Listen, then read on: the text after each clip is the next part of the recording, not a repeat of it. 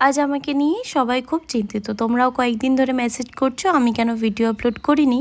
আসলে খুব একটা খারাপ সময়ের মধ্যে দিয়ে যাচ্ছিলাম, মন মানসিকতা একদম ভালো ছিল না, তাই ভিডিও শ্যুটও করা হয়নি আর আপলোডও করা হয়নি। একটা দুঃসংবাদের কারণেই আমাদের মা বাবাটাকে একা একা বেরিয়ে পড়তে হলো দেশে যাওয়ার উদ্দেশ্যে।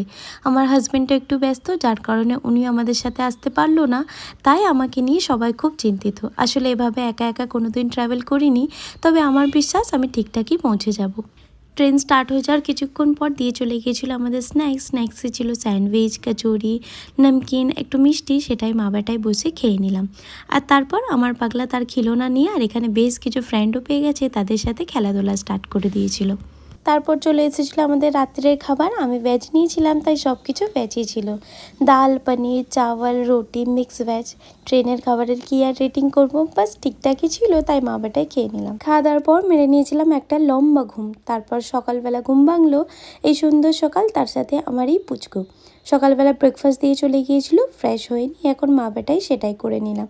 খাওয়া দাওয়ার পর আমার পাগলুর মুড এখন একটু ভালো। ও ট্রেনের জার্নিটা বেশ এনজয় করছে, অবশ্য কখনো কখনো একটু বোরও হচ্ছে, তখন আমাকে একটু কোম্পানি দিয়ে দিতে হচ্ছে, মাঝে মধ্যে আব্বুকেও খুঁজছে। তবে সব মিলিয়ে আমরা প্রায় এখন পৌঁছেই গেছি। আর এই যে চলে এসেছে আমাকে নিতে আমার পার্সোনাল কুলি, আমার ভাই। তিনজন মিলে ব্যাগপত্র নিয়ে হাঁটতে হাঁটতে যাচ্ছি এখন পার্কিংয়ের দিকে।